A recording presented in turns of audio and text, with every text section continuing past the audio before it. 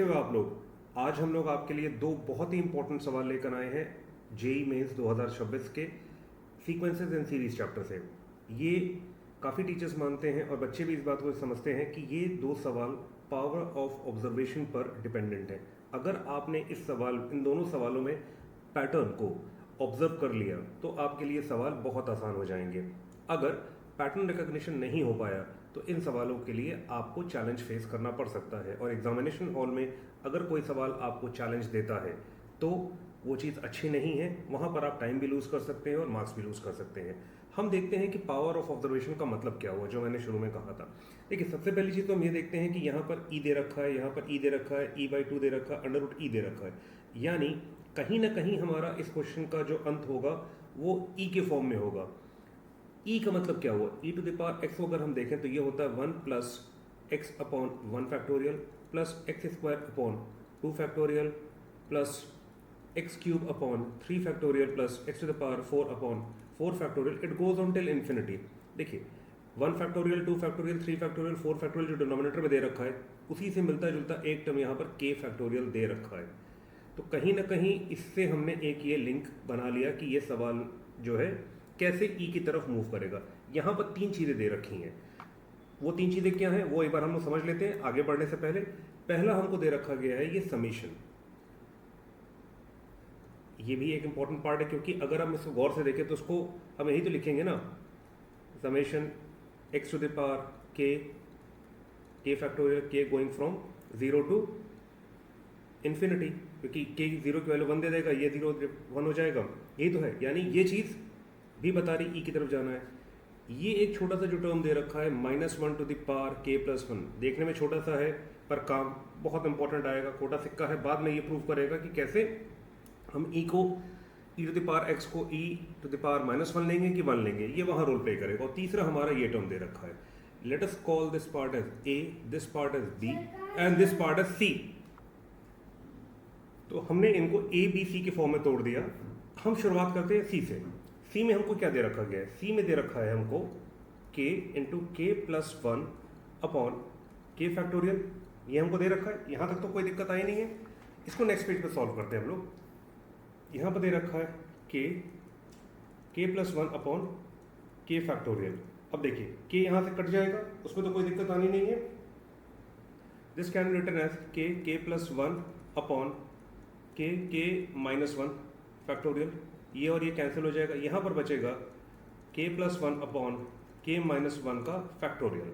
अब देखिए, यहाँ पर k+1 दे रखा है, यहाँ पर k−1 दे रखा है, इन दोनों में 2 का डिफरेंस है। तो हम इसलिए हम इसको इस तरीके से लिखते हैं, k अपॉन k−1 का फैक्टोरियल प्लस 1 अपॉन k−1 का फैक्टोरियल। ये आ गया। अब हम देखते हैं आगे इसको कैसे करना है।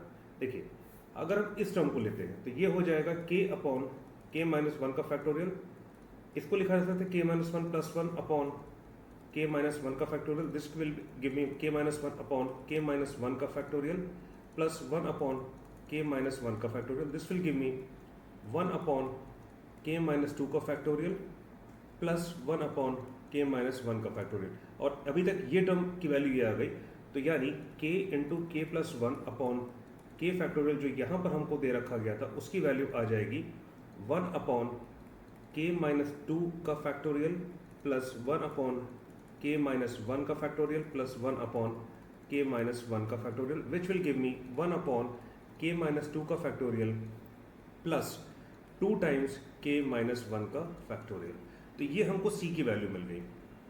ठीक है, अब हम आते हैं अपने a और b c तीनों को लेकर चलते हैं। अब हमें क्या मिल गया? k summation going from 1 to infinity, 1 to infinity -1 to the power k+1 k into k+1 upon k factorial can be written as summation k going from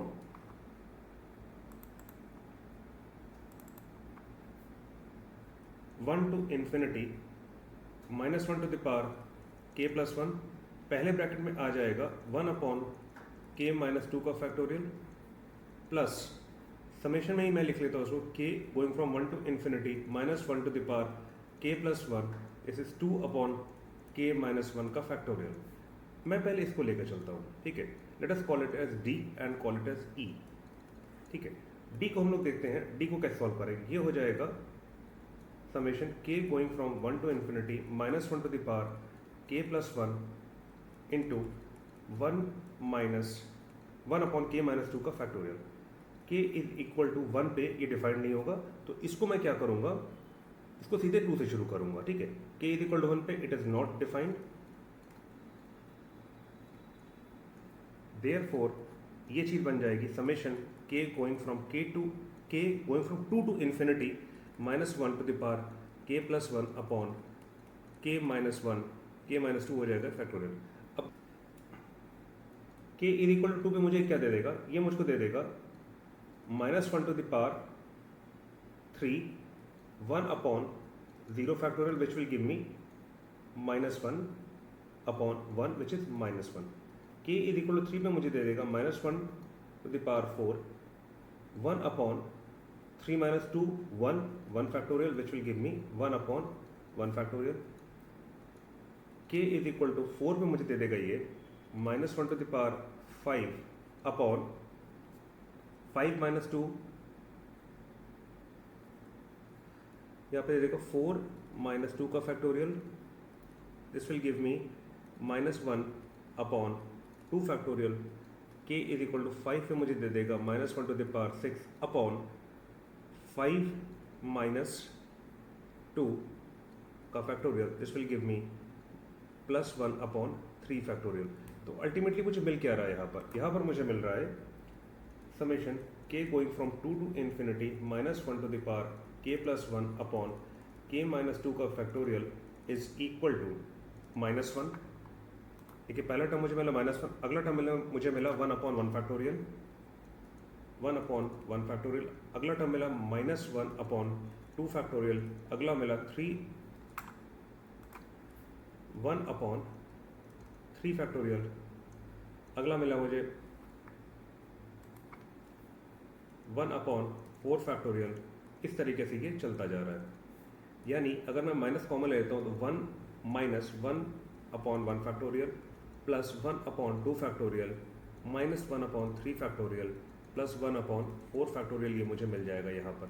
अब देखिए गौर से ये क्या वैल्यू आ रही है, ये वैल्यू मुझे दे रहा है e to the power x, मैंने क्या देखा था 1 plus x upon 1 factorial plus x square upon 2 factorial plus x cube upon 3 factorial plus x to the power 4 upon 4 factorial, infinity तक जाता है। e टू द पावर -1 क्या हो जाएगा, ये हो जाएगा 1 प्लस -1 अपॉन 1 फैक्टोरियल प्लस -1 का स्क्वायर अपॉन 2 फैक्टोरियल प्लस -1 का cube upon 3 factorial plus -1 to the power 4 का -1 to the power 4 factorial, it goes on till infinity. ये मुझको दे देगा 1 minus 1 upon 1 factorial plus 1 upon 2 factorial -1 upon 3 factorial plus 1 upon 4 factorial, ये infinity तक जाता है। अगर गौर से देखें तो ये यही चीज़ तो दे रखी है, तो यानी ये क्या हो जाएगा, ये हो जाएगा -e टू द पावर -1 यानी -1 अपॉन e। ये मेरा आ गया पार्ट डी का सम, ठीक है। पार्ट डी को जो मैंने सॉल्व किया तो ये आया। अब मैं पार्ट इस पर आता हूँ, ई पर। पार्ट ई क्या है, ई है summation k going from 1 to infinity -1 to the power k plus 1 2 times k minus 1 का फैक्टोरियल। लेट मी चेक, यही दे रखा है, यस यही दे रखा है। अब देखिए के इज इक्वल टू 1 पे मुझे क्या दे देगा -1 टू द पावर 2 वैसे ही रहेगा, ये दे देगा मुझे 0 factorial which will give me 2 into 1। K is equal to 2 पे मुझे मिल जाएगा -1 टू द पावर 3, 2 वैसे ही रहेगा, ये मुझको दे देगा 2 माइनस 1 का factorial which is -2 upon 1 factorial. K is equal to 3 पे मुझे दे देगा -1 टू द पावर 4 2 3 माइनस 1 का factorial, this will give me 1 2 times 1 2 factorial, ये 2 अपॉन 2 फैक्टोरियल, 2 कैंसिल मत कीजिएगा क्योंकि इसके आगे इंपॉर्टेंस है। -1 to the power 5 2 upon 4 minus 1 यानी ये दे देगा मुझको -2 टाइम्स 1 3 फैक्टोरियल, ये मुझे मिल गया। और लास्ट एक और निकाल के देखते हैं, के इज इक्वल टू 5 मुझे दे देगा -1 to the power 6 2 5 minus 1 factorial, this will give me 2/4 factorial. यानी मुझे क्या मिल गया, ये मुझे मिल गया इन सब का अगर मैं साथ लेकर चलता हूँ तो मुझे ये दे देगा 2 कॉमन ले लेता हूँ 1 माइनस 1 फैक्टोरियल, ये पहला टर्म ये दूसरा टर्म, प्लस 1/2 फैक्टोरियल, ये मुझको दे देगा minus 1/3 factorial plus 1/4 factorial, it goes on till infinity. ये मुझको क्या दे देगा 2 times e to the e inverse ही तो है ये, अगर गौर से देखिए तो ई इनवर्स की तो वैल्यू यही आ रही है, तो ये दे देगा मुझे 2/e।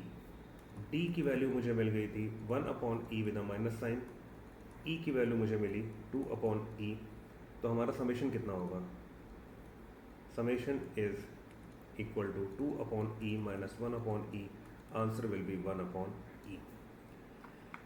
तो बच्चों ये सवाल था, इसमें हमें क्या क्या ऑब्जर्व करना था, मैं इसको फिर से एक बार सम अप कर देता हूँ ताकि आप लोगों को कोई दिक्कत ना हो इसमें। 28 जनवरी को ये सवाल आया, इसमें 3 पार्ट दे रखे गए थे। पहला था हमारा समेशन पार्ट, दूसरा था हमारा -1 टू द पावर k+1, फिर तीसरा पार्ट था k into k+1/k factorial. Answer में हमारे डिनोमिनेटर में e, डिनोमिनेटर में e, न्यूमरेटर में e, अंडर रूट में e, ठीक है। तो यानी कहीं ना कहीं e को हमें इंट्रोड्यूस करना था।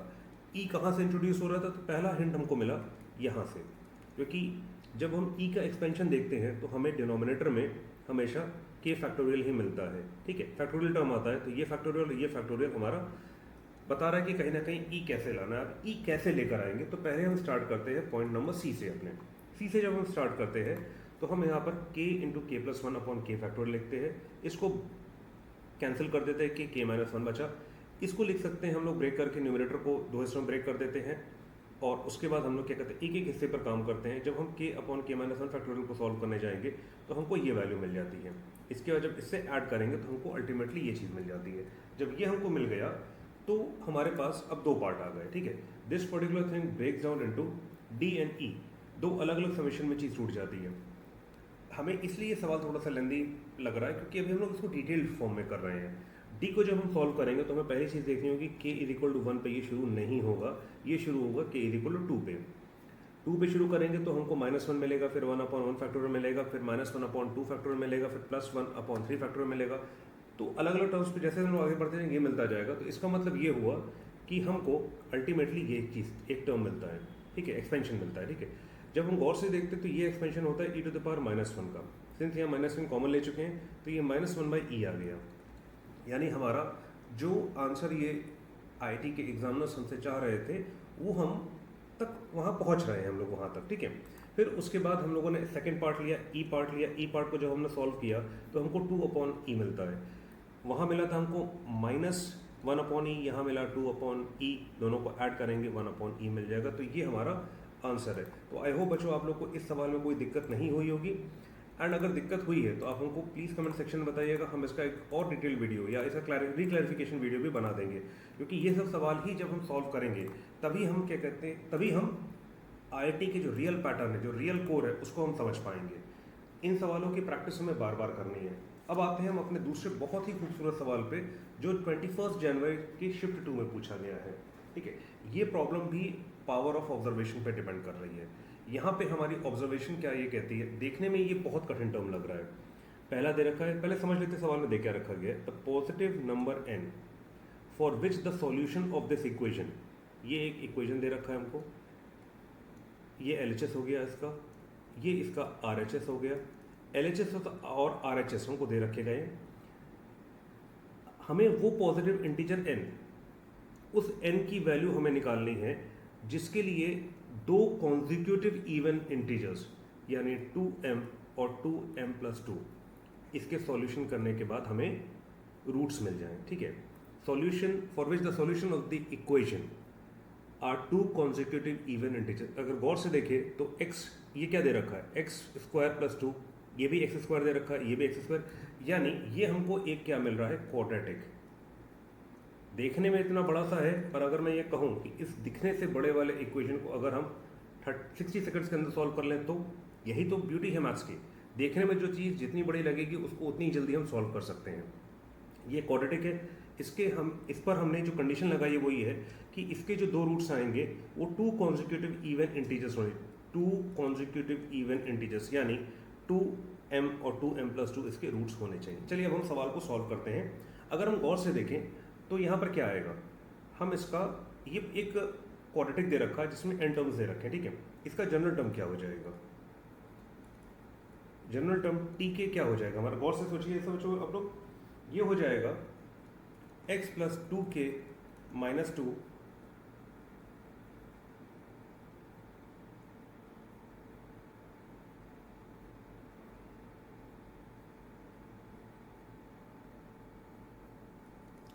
और x + 2k, ये हमारा आ गया, ठीक है। अगर हम गौर से देखें तो k = 0 पे क्या दे देगा मुझको, x - 2 और x दे देगा, जबकि ये हमारा पहला टर्म नहीं है। k = 1 पे हमें क्या मिलेगा, ये मिल जाएगा x + 2k - 2 मुझको दे देगा, x + 0 दे देगा मुझको, और x + 2k मुझको दे देगा x + 2। तो यानी मुझको मिल गया x × x + 2। तो हमारी जो ये जनरल टर्म है, ये k जो है k = 1 2 इस तरीके से ये n तक चलता जा रहा है, ठीक है। ये 0 पे नहीं शुरू होगा क्योंकि 0 से हमको पहला टर्म नहीं मिलेगा। ये हमारे लिए पहली चीज़ है। हमारा जनरल टर्म क्या हो गया, जनरल टर्म हो गया हमारा tk है x + 2k - 2 और x + 2k। मैंने ये टर्म क्यों लिया, अगर हम गौर से देखें तो ये जितने टर्म्स हैं, ये अगर सेकंड टर्म है, ये थर्ड टर्म है, फोर्थ टर्म है, तो जनरल टर्म है उसको अगर हम k to n तक समेशन ले लेते हैं तो हमको LHS ही तो मिलेगा। इसलिए मैं जनरल टर्म से शुरुआत कर रहा हूँ। इसकी जनरल टर्म ये मिल गया, इसको लिखा जा सकता है x² + 2kx + 2kx + 4k² - 2x - 4k। This will give me x² ऐसे ही दे देगा मुझे, प्लस 4kx, ये दोनों टर्म ऐड हो जाएंगे, plus 4k² - 2x - 4k। This will give me x² + 4k, इसमें हो जाएगा 4k - 2, इन दोनों से मैंने कॉमन ले लिया, प्लस 4k² - 4k। देखिए अल्टीमेटली हमको एक क्वाड्रेटिक ही तो मिला ना बच्चों, और यही चीज़ हम शुरू से कह रहे हैं कि ये क्वाड्रेटिक देगा, ठीक है। तो इतना बड़ा जो टर्म था x × x + 2 + x + 4 x + 6, इस तरीके से जो आगे बढ़ता जा रहा था, ठीक है, x + 2 x + 4, फिर x + 4 और 6 आ जाएगा, फिर 6 और 8 आएगा, अंत में 2n - 2 और 2n आ गया, ये अल्टीमेटली कोलैप्स कर जाता है इसमें। अब हमें जो LHS दे रखा है वो है क्या, LHS हमारा कुछ नहीं है, इसी tk k गोइंग फ्रॉम 1 से नहीं, 1 से n तक जा रहा है ये, यानी summation going from k 1 to n, ये मुझको दे देगा x² + 4k - 2 x + 4k² - 4k, ये मुझको दे देगा बच्चों। यहाँ तक कोई दिक्कत तो नहीं है। अब देखिए हमारे पास क्या आ गया, यहाँ पर वहाँ पर हमको समेशन मिले थे 2, यहाँ पर वैसे कुछ मिल रहा है, k going from 1 to n x² plus summation going from k 1 to n 4k - 2 x plus summation going from k 1 to n 4k² - 4k, ये आ गया। अब हम इसको एक एक करके सॉल्व करते हैं। इसको हम लोग a कह देते हैं, इस पार्ट को हम लोग b कह देते हैं, और इस पार्ट को हम लोग c कह देते हैं फॉर कन्वीनियंस। एक बात बच्चों ध्यान रखना, यहाँ पे जो k मूव हो रहा है, x अलग है, k मूव कर रहा है, x और k में कंफ्यूज मत होइएगा, k मूव कर रहा है, x इज कांस्टेंट हियर, ठीक है, जिसकी दो वैल्यू हमें निकालनी है, ठीक है, ये बात ध्यान रखिएगा। हमसे सवाल में क्या पूछा गया है, we have to find the values, a positive integer n है और x में ये क्वाड्रेटिक है, ठीक है, पर जो k मूव कर रहा है, जो टर्म हमने निकाला है वो मूव कर रहा है, ना कि x। हम a को देखते हैं, a को अगर हम गौर से देखें तो हमको मिल जाएगा summation k going from 1 to n x², ये मुझको दे देगा x², मैंने बाहर कॉमन ले लिया, k going from 1 to n, ये 1 दे देगा, ये मुझको दे देगा x² n, ये आ गया मेरा पहला पार्ट। दूसरा पार्ट क्या मुझे दे रखा है, b summation k going from 1 to n, यहाँ पर आ जाएगा 4k - 2 x 4k माइनस 2, इसको x में बाहर ले लेता हूँ तो k going from 1 to n, 4k minus 2 मुझे दे देगा ये मुझको दे देगा x, ये भी दो समेशन में टूटेगा बच्चों, 4k minus x, k going from 1 to n 2। थोड़ा सा इसमें से कॉमन हम और चीज़ें ले सकते हैं, वो ले सकते हैं x, 4x बाहर आ गया, k going from 1 to n k minus x, 2x बाहर हो गया, k going from 1 to n 1, ये मुझको दे देगा 4x। अगर गौर से देखा जाए तो क्या है, ये some of first n natural numbers ही तो है, तो ये n into n plus 1 upon 2 दे देगा। ये क्या दे देगा मुझे, 2x इंटू एन। अगर गौर से देखा जाए तो ये हो जाएगा 2xn n plus 1 minus 2xn, 2x square n plus 2xn minus 2xn, ये और ये कैंसिल हो गया, ये दे देगा मुझे 2x स्क्वायर n। ये मेरी आ गई सेकेंड वैल्यू।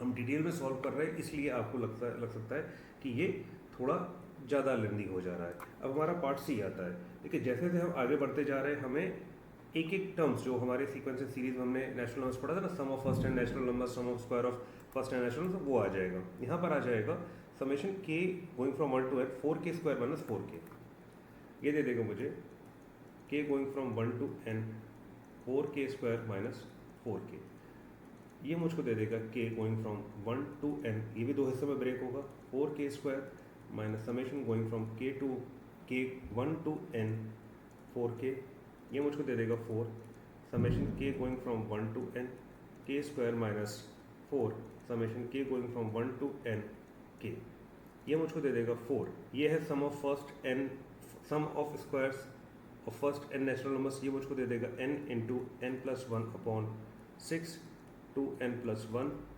ये है sum of first n natural numbers, n into n plus 1 upon 2, 4 n plus 1 into n common हो जाएगा, 2 n plus 1 upon 6 minus half, ये बचा यहाँ पर, ये दे देगा मुझको 4 upon 6 n into n plus 1, 2 n plus 1 minus 3, ये हो जाएगा यहाँ पर क्योंकि कॉमन लेने के बाद, ये मुझको दे देगा 2/3 n प्लस 1, और ये मुझको दे देगा 2n माइनस 2, ये दे देगा मुझे 4/3 n plus 1 n minus 1, which will give me 4/3 n square minus 1, ये मेरा आ गया पार्ट 3। तो अब हमारा इक्वेशन जो टूटा था वो a प्लस बी प्लस सी में टूटा था, तो हमें मिल जाएगा फ्रॉम 1 2 and 3, ये मुझको दे देगा। पहला टर्म मुझे क्या मिला था, ये मुझे मिला था x स्क्वायर n। अगला टर्म मुझे क्या मिला था, वो मिला था मुझे 2x square n plus 4/3 n square minus 1 n square minus 1, ठीक है, ये मुझको मिल गया। अब देखिए यहाँ से मैं क्या कॉमन ले सकता हूँ, n तो मैं कॉमन ले सकता हूँ, ये दे देगा मुझे x स्क्वायर प्लस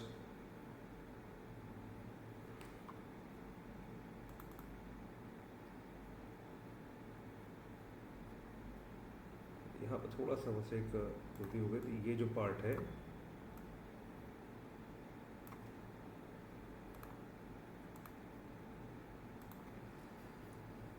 ये देगा मुझे 2x n स्क्वायर। मैं ही आप लोगों से कह रहा था कि n और x में कंफ्यूज मत होइएगा, मैं ही कंफ्यूज हो गया इसमें। ये दे देगा मुझे 2x n स्क्वायर, यहाँ पर भी वही चीज़ आ जाएगी।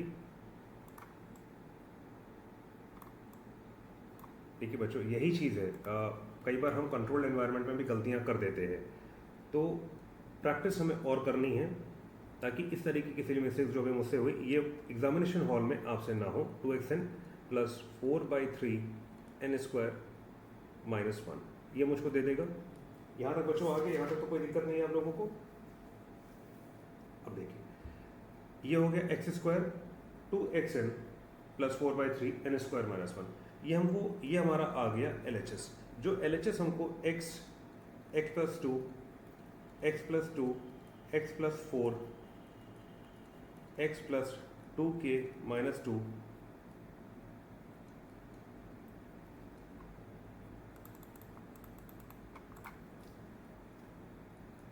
2k माइनस टू और x प्लस 2k की फॉर्म में दे रखा था, वो रिड्यूस हो जाता है इसमें n into x square plus 2xn plus 4/3 n square minus 1।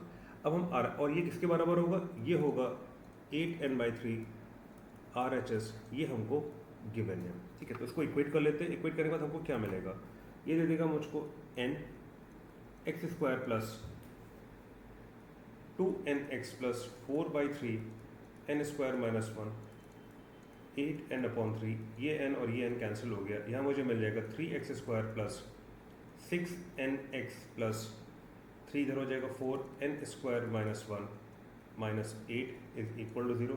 3x square plus 6nx plus 4n square minus 4 minus 8 is equal to 0। 3x square plus 6nx plus 4n square minus 12, ये मेरा आ गया। यहाँ तक बच्चों कोई दिक्कत तो नहीं है, ये हमारा मेन इक्वेशन आ गया। देखिए वो जो हमारा इतना टेरिफाइंग लुकिंग मॉन्स्टर जैसा इक्वेशन था जो शुरुआत में दे रखा था, ये हमारा आ गया main equation for working.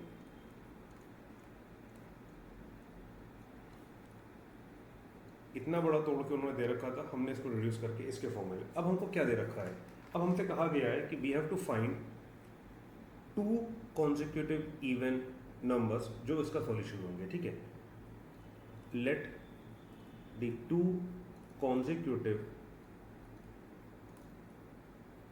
even integers which are solution to this main equation be 2m and 2m plus 2। यही होगा, ये इवन है, ये उसके दो बाद का इवन होगा। ठीक है, तो हमें यहाँ से पहली चीज़ क्या मिल रही है, अगर हम गौर से देखें तो ax square plus bx plus c जब होता है और इसके रूट्स अगर अल्फ़ा बीटा आते हैं बच्चों, तो क्या होता है इसमें, अल्फ़ा प्लस बीटा क्या होता है हमारा, वो हो जाता है आपके माइनस b/a, और अल्फ़ा बीटा होता है हमारा c/a। यहाँ से हम एक चीज़ और डिराइव कर सकते हैं, अल्फ़ा माइनस बीटा का स्क्वायर क्या लिखा जा सकता है, अल्फ़ा प्लस बीटा का square minus 4 alpha beta, which can be written as b² square minus 4c/a, which is nothing but b square minus 4ac/a square, और अल्फ़ा माइनस बीटा हो जाएगा under root b square minus 4ac/a। ये हमारा part आ गया। ठीक है, तो यहाँ पर हमको क्या दे रखा गया है, यहाँ दे रखा गया 3x square plus 6nx plus 4n square minus 12 is equal to 0, ये हमको दे रखा गया बच्चों।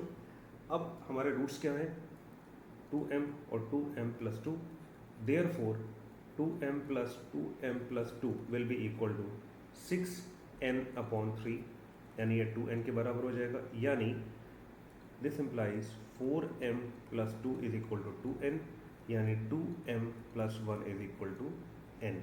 ठीक है, और यहाँ पर एक माइनस साइन आ जाएगा, ये माइनस n के बराबर होगा। अब यहाँ से हमको एक ऑब्जर्वेशन और मिलती है, अगर हम 1 मिनट के लिए माइनस साइन को भूल जाए तो ये एक ऑड नंबर है ना, तो this implies n is odd, ये ध्यान रखिएगा। यानी अब हम एक बार आंसर देख लेते हैं। आंसर में 3, 12, 9 और 6, यानी ये हमारा बाहर हो गया, ये हमारा बाहर हो गया, यानी आंसर इसमें से या इसमें से ही कुछ होगा। यहाँ तक क्लियर है। अब हम उसको पहले मार्क कर लेते हैं क्या आंसर आ सकता है इसमें, या तो 3 होगा या 9 होगा, यही दो आंसर होंगे। अब हम देखते हैं इसको आगे कैसे बढ़ना है। अभी हमने निकाला अल्फा माइनस बीटा की वैल्यू निकाली under root b square minus 4ac/a। Alpha हमारा कितना है, 2m प्लस 2 ले लेते हैं, बीटा क्या हो जाएगा 2m, तो यानी डिफरेंस हो गया 2, b स्क्वायर माइनस 4ac, ये हो जाएगा b स्क्वायर कितना दे रखा है यहाँ पर इस इक्वेशन में, b स्क्वायर है 36n square,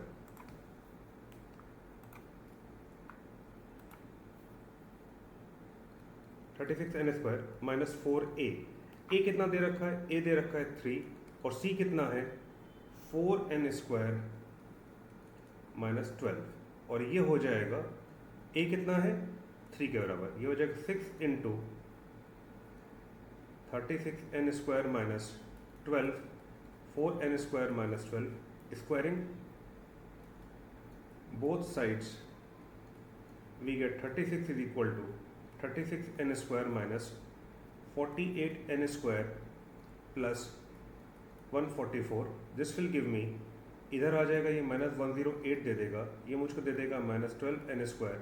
this implies 12n square is equal to 108. This implies n square is equal to 9. This implies n is equal to +-3. -3 हो नहीं सकता, n इज इक्वल टू 3 आ गया. हमारा आंसर आ गया n इज इक्वल टू 3. हम देखते हैं, हमने ऑप्शन दे रखा था, यस हमारा ऑप्शन 3 दे रखा था, तो ये हमारा आंसर हो जाएगा. बच्चों देखो, सवाल आपके सामने कई तरीके के आ सकते हैं. हमें डरना नहीं है किसी भी सवाल को देखकर. प्रैक्टिस हमें करनी है, बार बार प्रैक्टिस करनी है, ताकि हमसे वो सवाल गलत ना हो जाए. ठीक है, और प्रेशर में आकर नहीं करना है. गलतियाँ हो सकती हैं प्रेशर में, हमें कूल माइंड से, स्टेबल माइंड से उस सवाल को सॉल्व करना है. तो बच्चों, आज के लिए यही 2 सवाल हम लोग लेकर आए थे, आपके लिए हमारी टीम ने बनाए थे. और आई होप ये सवाल आपको अच्छी तरीके से समझ में आ गए होंगे. अगर नहीं आए हैं तो हम रिक्लैरिफिकेशन वीडियो बेस का लेकर आ जाएंगे. हमारी कोशिश यही है कि हम आपको ऑब्जर्वेशन विद लॉजिक की प्रैक्टिस कराएं, ताकि एग्जामिनेशन हॉल में आपको कोई भी सरप्राइज ना मिले, क्योंकि एग्जामिनेशन हॉल के सरप्राइजेस अच्छे नहीं होते हैं. हमारी कोशिश है कि आपको जो भी सरप्राइजेस मिलने हो वो एग्जामिनेशन हॉल के बाहर मिले, ताकि सवाल को देखकर आप मुस्कुरा सकें. तो विद दिस होप कि आप अपनी तैयारी पूरे जोर शोर से कर रहे होगे. It's your professor signing off for now. See you in the next class. Till then, bye bye.